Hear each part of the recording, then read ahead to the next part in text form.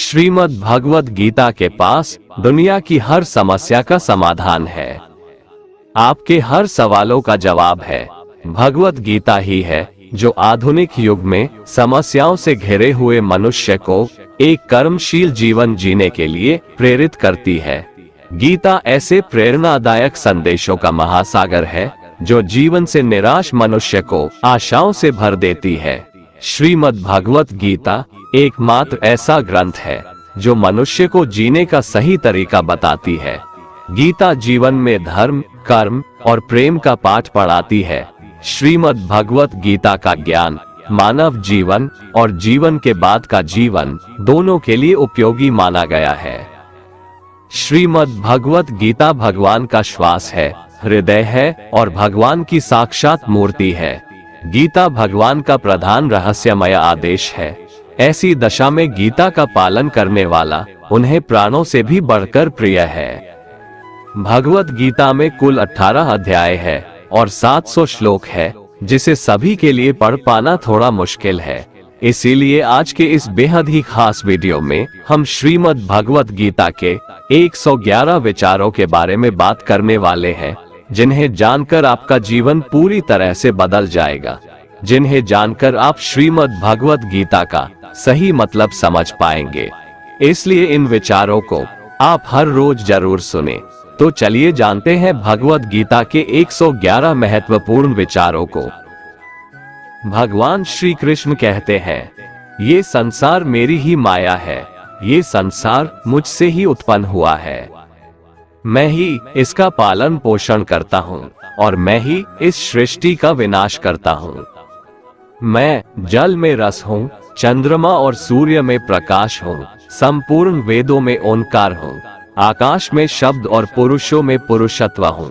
मैं ही सूर्य रूप से तपता हूँ, वर्षा का आकर्षण करता हूँ और उसे बरसाता हूँ। हे अर्जुन, मैं ही अमृत और मृत्यु हूँ, सत असत भी मैं ही हूँ। मैं धरती की मधुर सुगंध हूँ, मैं अग्नि की ऊष्मा हूँ, सभी जीवित प्राणियों का जीवन और सन्यासियों का आत्म स्वयं भी मैं ही हूँ। मैं भूत, वर्तमान और भविष्य के सभी प्राणियों को जानता हूँ, लेकिन वास्तविकता में मुझे कोई नहीं जानता। हमेशा शक करने वाला व्यक्ति कभी शांति प्राप्त नहीं कर पाता है। वह ना तो इस लोक में धन, ऐश्वर्य या यश की प्राप्ति कर सकता है और ना ही परलोक में स्वर्ग की प्राप्ति कर सकता है, क्योंकि जब तक मनुष्य किसी भी विषय में संशय युक्त रहता है तब तक वह उस विषय में सफलता नहीं पा सकता। इसलिए संदेह करने से बचें। हे अर्जुन, तुम्हारा क्या गया जो तुम रोते हो? तुम क्या लाए थे जो तुमने खो दिया? तुमने क्या पैदा किया था जो नष्ट हो गया? तुमने जो लिया यहीं से लिया, जो दिया यहीं पर दिया। जो आज तुम्हारा है कल किसी और का होगा, क्योंकि परिवर्तन ही संसार का नियम है और समय के साथ संसार में हर चीज परिवर्तन के नियम का पालन करती है। भगवान श्री कृष्ण कहते हैं, कर्मयोग ही वह योग है जिसके माध्यम से हम अपनी जीवात्मा से जुड़ पाते हैं। कर्मयोग हमारे आत्मज्ञान को जागृत करता है। इसके बाद हम न केवल अपने वर्तमान जीवन के उद्देश्यों को बल्कि जीवन के बाद की अपनी गति का पूर्वाभास प्राप्त कर सकते हैं। इस योग में कर्म के द्वारा ईश्वर की प्राप्ति की जाती है। श्रीमद् भगवद गीता में कर्मयोग को सर्वश्रेष्ठ माना गया है। गृहस्थ और कर्मठ व्यक्ति के लिए ये योग अधिक उपयुक्त है। कर्म योग सिखाता है कि कर्म के लिए कर्म करो, आसक्ति रहित होकर कर्म करो। कर्मयोगी इसीलिए कर्म करता है कि कर्म करना उसे अच्छा लगता है और इसके परे उसका कोई हेतु नहीं है। कर्मयोगी कर्म का त्याग नहीं करता, वह केवल कर्मफल का त्याग करता है और कर्मजनित दुखों से मुक्त हो जाता है। उसकी स्थिति इस संसार में एक दाता के समान है और वह कुछ पाने की कभी चिंता नहीं करता।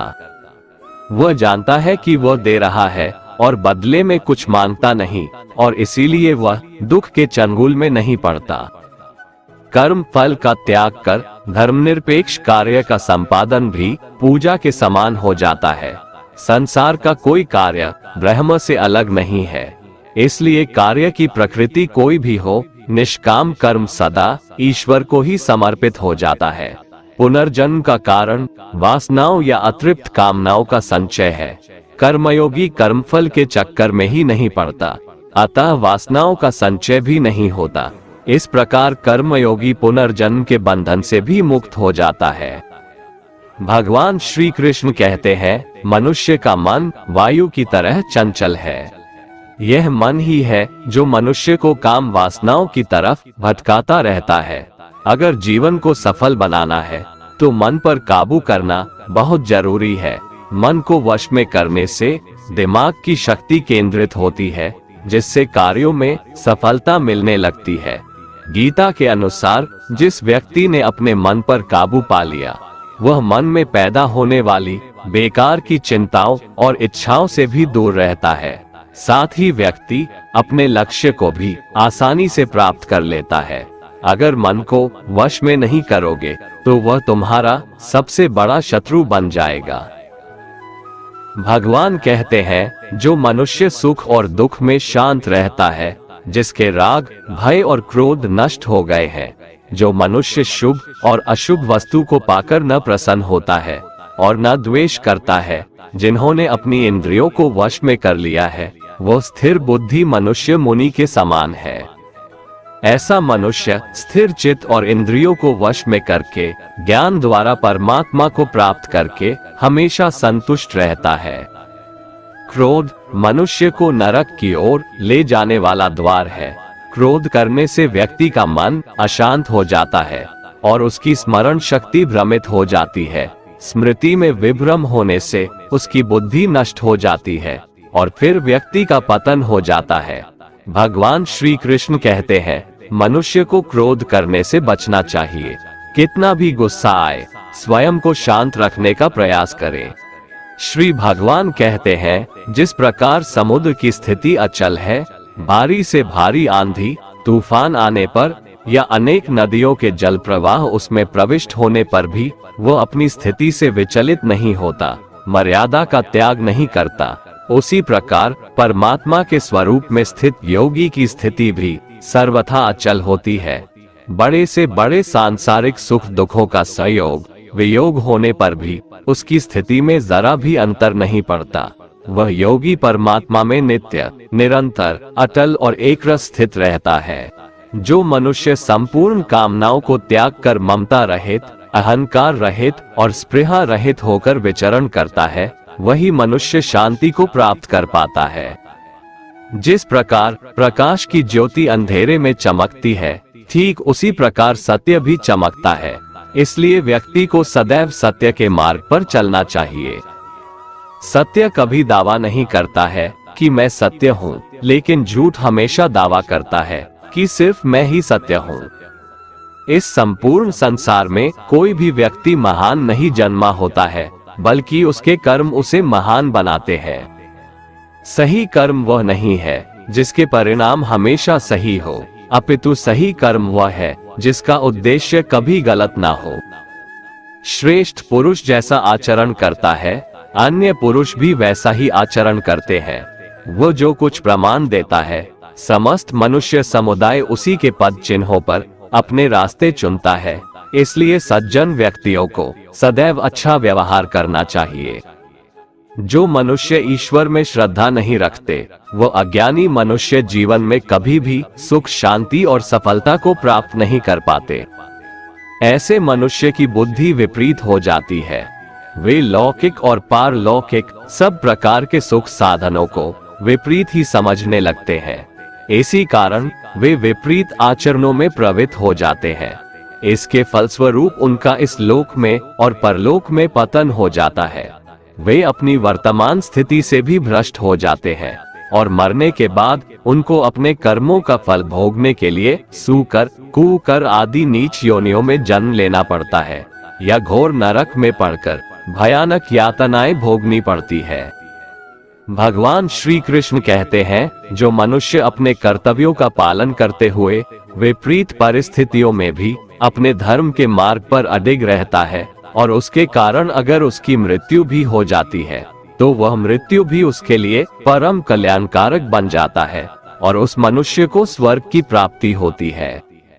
हे अर्जुन, मेरे और तुम्हारे बहुत से जन्म हो चुके हैं, उन सबको तू नहीं जानता, किंतु मैं जानता हूँ। मैं अजन्मा और अविनाशी हूँ। मैं समस्त प्राणियों का ईश्वर होते हुए भी अपनी प्रकृति को अधीन करके अपनी योग माया से प्रकट होता रहता हूँ।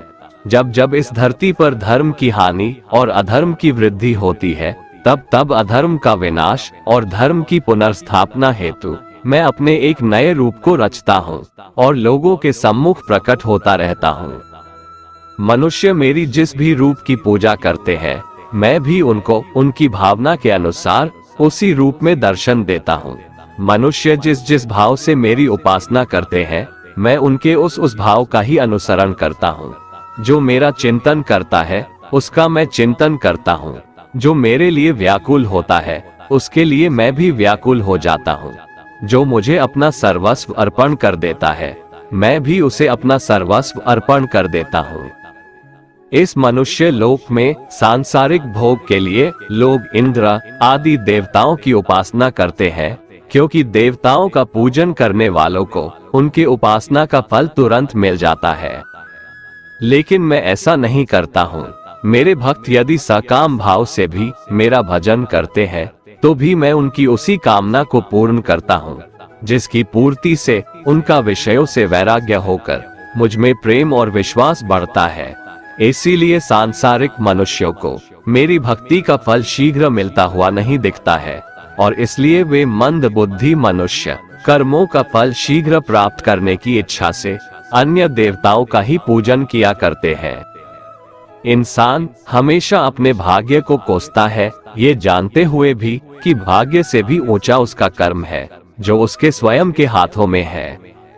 जो हुआ वो अच्छा हुआ, जो हो रहा है वह भी अच्छा हो रहा है, जो होगा वह भी अच्छा ही होगा।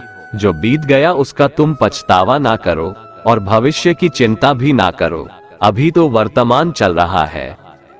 जो पुरुष ना किसी से द्वेष करता है और ना किसी चीज की आकांक्षा करता है, वैसा कर्मयोगी पुरुष सन्यासी के समान है, और वो पुरुष सुखपूर्वक संसार बंधन से मुक्त हो जाता है। ना तो मैं किसी के भाग्य का निर्माण करता हूँ और ना ही किसी के कर्मफल का निर्माण करता हूँ। मनुष्य अपने द्वारा किए कर्मों का ही फल भोगता है और उसी से उसके भाग्य का निर्माण होता है। मनुष्य स्वयं ही अपना मित्र है और स्वयं ही अपना सबसे बड़ा शत्रु भी है। ज्ञानी मनुष्य कर्मयोग या भक्ति योग से एक ही जन्म में इस समुद्र रूपी संसार से निकलकर परमात्मा को प्राप्त कर लेता है, और अज्ञानी मनुष्य काम, क्रोध, लोभ, मोह में फंसकर 84 लाख योनियों में भटकता रहता है। भगवान श्री कृष्ण कहते हैं, भगवत प्राप्ति के लिए कर्म करने वाला कोई भी मनुष्य दुर्गति को प्राप्त नहीं होता है। इस लोक में या परलोक में वह जहाँ भी रहता है, वो परमात्मा के मार्ग में आगे ही बढ़ता रहता है। हे अर्जुन, जिनकी बुद्धि माया ने हर ली है, जो जानबूझकर पाप कर्मों में ही लिप्त हैं, जो मुझे जानने की चेष्टा भी नहीं करते, ऐसे मनुष्य को जीवन में और जीवन के बाद के जीवन में भी कष्टों से मुक्ति नहीं मिल पाता है। जो मनुष्य अंत काल में भी मुझको स्मरण करता हुआ शरीर त्यागता है, वह मेरे परम धाम को प्राप्त होता है, इसमें कोई संशय नहीं है। देवताओं को पूजने वाले देवताओं को प्राप्त होते हैं, पितरों को पूजने वाले पितरों को प्राप्त होते हैं, भूतों को पूजने वाले भूतों को प्राप्त होते हैं, और मेरा पूजन करने वाले भक्त मुझको ही प्राप्त होते हैं। इसलिए मेरे भक्तों का पुनर्जन्म नहीं होता। जो कोई भक्त मेरे लिए प्रेम से पत्र, पुष्प, फल, जल आदि अर्पण करता है, उस शुद्ध बुद्धि निष्काम प्रेमी भक्त का प्रेम पूर्वक अर्पण किया हुआ वह पत्र, पुष्प मैं सद्गुण से प्रकट होकर प्रेम पूर्वक खाता हूँ। भगवान श्री कृष्ण कहते हैं, हे अर्जुन, तू जो कर्म करता है, जो खाता है, जो हवन करता है, जो दान देता है और जो तप करता है, वह सब मुझे अर्पण कर, मैं तुम्हें मुक्ति प्रदान करूंगा। मेरे लिए ना तो कोई प्रिय है और ना ही अप्रिय, परंतु जो भक्त मुझको प्रेम से भजते हैं, वो मुझ में है और मैं उनमें हूँ। यदि कोई दुराचारी भी अनन्य भाव से मेरा भक्त बनकर मुझको भजता है, तो वह पुरुष भी साधु के समान है, क्योंकि उसने भली भांति निश्चय कर लिया है कि परमेश्वर के भजन के समान अन्य कुछ भी नहीं है। स्त्री, वैश्य, शूद्र, भूत, पिशाच, चांडाल कोई भी हो, वो मेरी शरण में आकर परम गति को प्राप्त होते हैं। हमारे तामसिक गुण हमारे अंदर हीन भावना पैदा करके हमें खुद को उदास और नुकसान पहुंचाते हैं, और हमारे राजसिक गुण हमें ईर्ष्यालु और लोभी बना देते हैं। भगवान श्री कृष्ण कहते हैं, हर मनुष्य को तामसिक और राजसिक गुणों को खत्म करके अपने सात्विक गुणों से परिचित होना पड़ेगा। सात्विक गुण वो है जो आत्मा को अपने आसपास की हर चीज से जोड़े रखता है और उन्हें प्यार करना सिखाता है। किसी का अच्छा ना कर सको तो बुरा भी मत करना, क्योंकि दुनिया कमजोर है लेकिन दुनिया बनाने वाला नहीं। जिंदगी में हम कितने सही हैं और कितने गलत हैं, ये केवल दो लोग जानते हैं, एक परमात्मा और दूसरी हमारी अंतरात्मा। अपने आप को भगवान के प्रति समर्पित कर दो, यही सबसे बड़ा सहारा है। जो कोई भी इस सहारे को पहचान गया है, वह डर, चिंता और दुखों से आजाद रहता है। मनुष्य को सबसे पहले खुद का आकलन करना चाहिए, अर्थात खुद के बारे में जान लेना चाहिए। खुद की काबिलियत और क्षमता को जानना ही मनुष्य को आत्मज्ञान की प्राप्ति करा सकता है। जब तक मनुष्य खुद के बारे में जान नहीं लेगा, तब तक उस मनुष्य का उद्धार नहीं हो सकता। श्रीमद् भगवद गीता में भगवान श्री कृष्ण कहते हैं कि हर एक मनुष्य को अपने आप पर पूरा भरोसा करना चाहिए, क्योंकि जो लोग खुद पर विश्वास करते हैं वह अवश्य ही सफलता प्राप्त करते हैं। ऐसा भी बताया जाता है कि जो व्यक्ति जैसा विश्वास करता है, आखिरकार वैसा ही बन जाता है। सुख और दुख सर्दी और गर्मी के समान है। आज अगर दुख है तो कल सुख भी अवश्य होगा। इसलिए इन दोनों ही परिस्थितियों में मनुष्य को संयम से काम लेना चाहिए। जो मनुष्य अपने सभी काम में मन लगाकर अपना कार्य करते हैं और वो छोटे से छोटे कार्यों में भी खुशी ढूंढ ही लेते हैं, वो लोग निश्चित ही अंत में सफलता प्राप्त करते हैं। वहीं दूसरी तरफ ऐसे मनुष्य भी होते हैं जो अपने काम को बस एक बोझ समझकर बस पूरा कर देना चाहते हैं और अपने किसी भी काम को सही ढंग से नहीं करते हैं। तो ऐसे मनुष्य हमेशा ही अपने जीवन में पीछे रह जाते हैं। जो लोग स्वार्थी प्रवृत्ति के हैं, जो सिर्फ अपना मतलब साधने में लगे रहते हैं, जिन्हें दूसरों की भलाई से कोई मतलब नहीं है, ऐसे लोगों का कभी भला नहीं होता। श्री कृष्ण ने गीता सार में उन लोगों के लिए इस उपदेश के माध्यम से बहुत बड़ी सीख दी है। भगवान कहते हैं, स्वार्थ शीशे में फैली धूल की तरह है, जिसकी वजह से व्यक्ति अपना प्रतिबिंब ही नहीं देख पाता। इंसान का स्वार्थ उसे अन्य लोगों से दूर ले जाकर नकारात्मक हालातों की तरफ धकेलता है, जिसके चलते व्यक्ति अकेला रह जाता है। अगर आप चाहते हैं कि आप भी अपना जीवन खुशीपूर्वक व्यतीत करें, तो इसके लिए यह जरूरी है कि आप अपने स्वार्थ को कभी अपने पास नहीं आने दें, क्योंकि स्वार्थी मनुष्य दोस्ती भी सिर्फ अपना स्वार्थ निकालने के लिए करते हैं।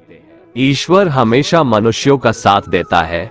जो व्यक्ति इस प्रभावशाली सत्य को मान लेता है, तो उसका जीवन पूरी तरह बदल जाता है। सृष्टि निर्माता ईश्वर ही है जो संपूर्ण जगत को चला रहा है। वहीं इंसान तो बस ईश्वर की हाथ की एक कठपुतली है। इसलिए इंसान को कभी अपने भविष्य या फिर अतीत की चिंता नहीं करनी चाहिए, क्योंकि हर विकट परिस्थिति में ईश्वर इंसान का साथ देता है और उसे मुश्किल से बाहर निकालता है। इसलिए हम सभी को ईश्वर पर भरोसा रखना चाहिए। श्रीमद् भगवत गीता में श्री कृष्ण ने यह उपदेश दिया है कि अपने काम को पहले प्राथमिकता दें और पहले अपने काम को पूरा करने की कोशिश करें, तभी दूसरे का काम करें। क्योंकि जो लोग पहले अपने काम को नहीं करते और दूसरे का काम करते रहते हैं, वे लोग अक्सर परेशान रहते हैं। मनुष्य अपने हृदय से जो दान कर सकता है, वो अपने हाथों से नहीं कर सकता, और मौन रहकर जो कुछ वो कह सकता है, वो शब्दों से नहीं कह सकता। जो चीजें हमारे दायरे से बाहर हो उसमें समय गंवाना मूर्खता ही होगी। किसी भी व्यक्ति को ना तो समय से पहले और ना ही भाग्य से अधिक कुछ मिलता है, लेकिन उसे पाने के लिए सदैव प्रयत्नशील रहना चाहिए। जो मनुष्य मेरे पर मन लगाते हैं, मेरी भक्ति करते हैं, मैं उनको वो सब कुछ प्रदान करता हूँ जो उनके पास नहीं है, और जो उनके पास है मैं उनकी रक्षा भी करता हूँ। इसलिए ये बहुत जरूरी है कि हम अपने बुरे वक्त में परमात्मा पर भरोसा रखें। भगवान श्री कृष्ण कहते हैं, कितना भी बुरा वक्त आ जाए कभी विचलित नहीं होना चाहिए, बल्कि डटकर उसका सामना करना चाहिए, क्योंकि इस संसार का नियम है, जो आया है उसे दुख का सामना करना पड़ेगा। रोने से और चिंता करने से कोई फायदा नहीं होने वाला है, बल्कि इससे दुख और बढ़ेगा। जीवन में आगे बढ़ने के लिए और अपनी अलग पहचान बनाने के लिए यदि आपको क्रांतिकारी भी बनना पड़े तो इससे पीछे न हटें। कहने का सीधा मतलब ये है कि जरूरत के हिसाब से खुद में बदलाव करें और समाज के बारे में न सोचते हुए अपने काम पूरे करें। जीवन में दोस्तों की भूमिका बहुत अहम होती है।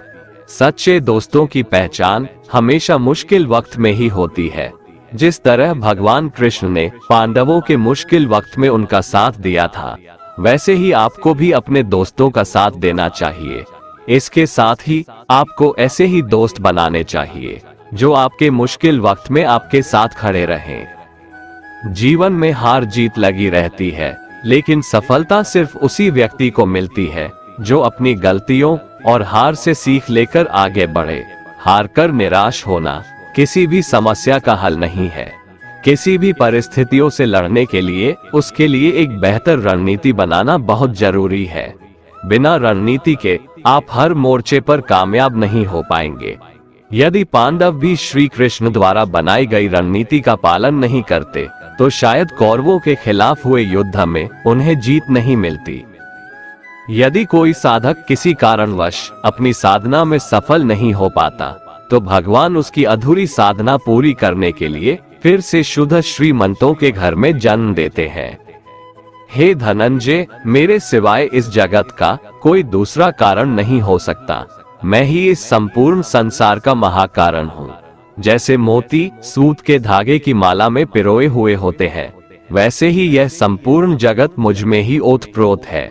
ये संसार मुझसे ही उत्पन्न होता है, मुझ में ही स्थित रहता है और मुझ में ही लीन हो जाता है। कहने का तात्पर्य यह है कि भगवान के सिवाय संसार की स्वतंत्र सत्ता नहीं है। सत, रज और तम, इन तीनों गुणों से युक्त मेरी माया को पार कर पाना असंभव है। मनुष्य मेरी इस माया में चिपके रहते हैं और भोग संग्रह की इच्छा छोड़ नहीं पाते। मनुष्य अपने को कभी सुखी और कभी दुखी, कभी समझदार और कभी बेसमझ, कभी निर्बल और कभी बलवान आदि मानकर मेरी इस माया में तल्लीन रहते हैं। परंतु जो मनुष्य मेरे शरणागत हो जाते हैं वे मेरी इस माया को आसानी से पार कर जाते हैं, क्योंकि उनकी दृष्टि केवल मेरी तरफ रहती है। वे मेरी माया में नहीं फंसते। हे भरत श्रेष्ठ अर्जुन, पवित्र कर्म करने वाले मेरे 4 प्रकार के भक्त मेरा स्मरण करते हैं। पहला है आर्त भक्त, अर्थात दुख से निवृत्ति चाहने वाले भक्त। दूसरा है अर्थार्थी भक्त, अर्थात धन संपदा चाहने वाले भक्त। तीसरा है जिज्ञासु भक्त, अर्थात केवल मुझे जानने की इच्छा वाले भक्त। और चौथा है ज्ञानी भक्त, अर्थात मुझे ज्ञान सहित जानने वाले भक्त। आइए इसको थोड़ा समझ लें। आर्त भक्त वो है जो प्राण संकट आने पर संकट दूर करने के लिए केवल भगवान को पुकारते हैं, कष्ट का निवारण केवल भगवान से ही चाहते हैं, दूसरे किसी से नहीं। वे आर्त भक्त कहलाते हैं। आर्त भक्तों में द्रौपदी और गजेंद्र का दृष्टांत ठीक नहीं लगता है, क्योंकि इन दोनों ने अपनी रक्षा के लिए अन्य उपायों का भी सहारा लिया था। चीर हरण के समय जब तक द्रौपदी भीष्म पितामह और 5 पांडवों पर भरोसा करती रही, तब तक वह रोती बिलखती और कष्ट पाती रही। परंतु जब सब सहारा छोड़कर अनन्य भाव से प्रभु को पुकारा, तब प्रभु ने उसकी लाज बचाई। ऐसे ही गजेंद्र ने जब तक दूसरे हाथियों और हथिनियों का सहारा लिया, अपने बल का सहारा लिया, तब तक वह कई वर्षों तक ग्रह से लड़ता रहा और दुख पाता रहा। सब सहारा छूटने के बाद जब उसने ओम नमो भगवते कहकर हरि को पुकारा, तब भगवान ने तुरंत आकर ग्राह का मुंह फाड़ दिया और गजेंद्र का उद्धार किया। आर्त भक्तों में अभिमन्यु की पत्नी उत्तरा का दृष्टांत सही लगता है, कारण कि जब उस पर आफत आई तब उसने भगवान श्री कृष्ण के सिवाय किसी दूसरे उपाय का सहारा नहीं लिया। उसने सीधे भगवान से निवेदन किया। उसने श्री भगवान से कहा कि हे जगतपति, ये दहकता हुआ अश्वत्थामा का बाण मेरे गर्भ को नष्ट करने के लिए दौड़ा आ रहा है, मेरी रक्षा करे। तुरंत उत्तरा के गर्भ में प्रविष्ट होकर भगवान ने गर्भ की रक्षा की और परीक्षित को बचाया। अर्थार्थी भक्त वो हैं जिनको अपनी सुख सुविधा के लिए धन संपत्ति प्राप्त करने की इच्छा हो जाती है, परंतु उसको वे केवल भगवान से ही चाहते हैं, दूसरों से नहीं। ऐसे भक्त अर्थार्थी भक्त कहलाते हैं। जिज्ञासु भक्त वो है जिसमें भगवान को जानने और भगवत भक्ति की जोरदार इच्छा हो जाती है। जिज्ञासु भक्तों में उद्धव जी का नाम लिया जाता है। भगवान ने उद्धव जी को दिव्य ज्ञान का उपदेश दिया था, जो उद्धव गीता के नाम से भी प्रसिद्ध है। श्रीमद् भगवत गीता में उच्च कोटि के भगवत प्रेमी को ज्ञानी भक्त माना गया है। उनके मन में किसी भी प्रकार की कोई इच्छा नहीं होती, वे केवल भगवान के प्रेम में ही मस्त रहते हैं। प्रेमी भक्तों में गोपियों का नाम प्रसिद्ध है। गोपियों ने अपने सुख का त्याग कर प्रियतम भगवान के सुख को ही अपना सुख माना था। ज्ञानी अर्थात प्रेमी भक्त भगवान से कुछ नहीं चाहता, इसलिए वो भगवान का सर्वश्रेष्ठ भक्त है। कान्हा कहते हैं, मैं ना तो तुम्हारी महंगी भेंट से प्रसन्न होता हूँ और ना ही दिखावटी दान दीक्षा से। अगर मेरे मन को जीतना है तो मुझे प्रेम से पुकारो, मैं हाजिर हो जाऊंगा। अवास्तविक चीजों को लेकर मन में कभी डर पैदा मत होने दो। वो वास्तविक नहीं है, वह ना तो कभी था और ना कभी होगा। इसके विपरीत जो वास्तविक है वह हमेशा से था और उसे ना तो बदला जा सकता है, ना कभी नष्ट किया जा सकता है। जो मनुष्य किसी अच्छे काम में लगा हुआ होता है, आने वाले समय में उसका अंत कभी बुरा नहीं होता है। मनुष्य को निडर, शुद्ध और आध्यात्मिक बनना चाहिए। जीवन का आनंद लो, उदार दिल से बातें करो, किसी पर क्रोध मत करो, किसी का अहित मत सोचो, सभी के साथ सद्भाव के साथ पेश आओ। कर्म का नियम कहता है कि प्रत्येक घटना का एक कारण और प्रभाव होता है। समान रूप से किए गए कार्य के परिणाम अलग अलग हो सकते हैं। ये केवल इस बात पर निर्भर करता है कि वो कर्म करता किस प्रकार है। जिस प्रकार आग एक लकड़ी को जलाकर राख कर देती है, उसी प्रकार आत्मा ज्ञान आपके अंदर चलने वाले सभी द्वैत कार्यों को भस्म कर आपको आंतरिक शांति प्रदान करता है। भगवान पर विश्वास उस बच्चे की तरह करो जिसे हवा में उछालो तो वह हंसता है, वह डरता नहीं है, क्योंकि वह जानता है कि आप उसे गिरने नहीं दोगे। दुनिया में हमारे सामने चाहे जो परिस्थिति आ जाए, एक काम करना, अपने जीवन को ऊपर वाले को सौंप देना। इस मनुष्य लोक में कर्मों के फल को चाहने वाले लोग देवताओं का पूजन किया करते हैं, क्योंकि उनको कर्मों से उत्पन्न होने वाली सिद्धि शीघ्र मिल जाती है। ब्राह्मण, क्षत्रिय, वैश्य और शूद्र, इन 4 वर्णों का समूह गुण और कर्मों के अनुसार मेरे द्वारा रचा गया है। इस प्रकार उस सृष्टि रचनादि कर्म का कर्ता होने पर भी मुझ अविनाशी परमेश्वर को तू वास्तव में अकर्ता ही जान। कर्मों के फल में मेरी स्पृहा नहीं है, इसलिए मुझे कर्म लिप्त नहीं करते। यहाँ श्री भगवान के कहने का भाव है कि कर्म करो, लेकिन फल की इच्छा से नहीं, बस अपना कर्म करते जाओ और आगे बढ़ते जाओ।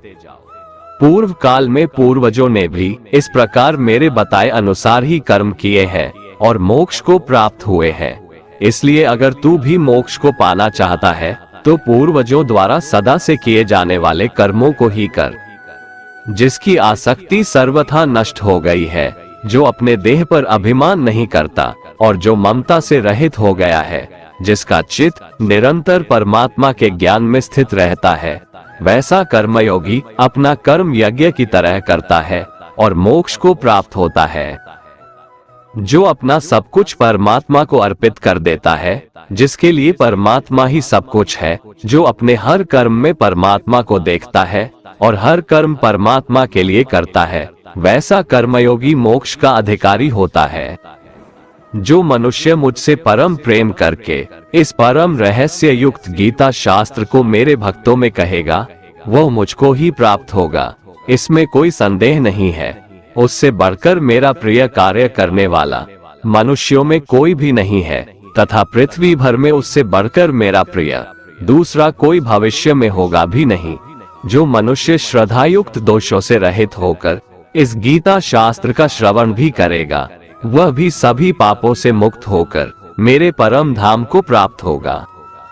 दोस्तों, अगर आपको हमारा ये वीडियो पसंद आया तो कमेंट में जय श्री राधे कृष्ण लिखें और ऐसे ही प्रेरणादायक वीडियो देखने के लिए हमारे चैनल को सब्सक्राइब कर लें। जय श्री राधे कृष्ण।